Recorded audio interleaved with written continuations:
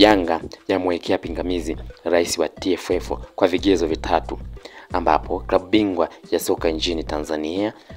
Yanga imemwekea pingamizi rais wa TFF Wallace Karia, na pingamizi hilo limewasilishwa kwenye ofisi za TFF na limesainiwa na afisa mtendaji mkuu, yani CEO wa klabu hiyo Andrea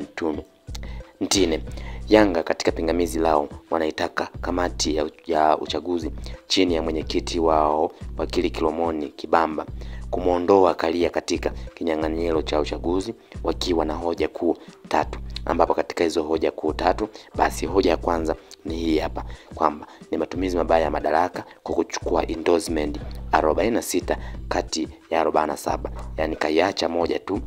Alafu hoja ya pili ni kuanza kwa kampeni kabla ya muda wa kukusanya endorsement 46 kabla ya tangazo la uchaguzi kutolewa na mwenyekiti wa kamati ya uchaguzi ya TFF. Na namba 3 anasema wanapinga Karia kugombea mara ya tatu, wakisema ni kinyume na sera ya michezo nchini ambayo inataka vyama vya michezo viongozi wake kukaa madarakani kwa vipindi vitatu vya miaka mitatu au viwili vya miaka minne. Kwa mjibu wa Karia ambaye ameweza kukaa kwenye madaraka haya kwa kipindi viwili vya miaka minne, basi muda wake umeisha. Na hizo ndizo hoja ambazo zimeweza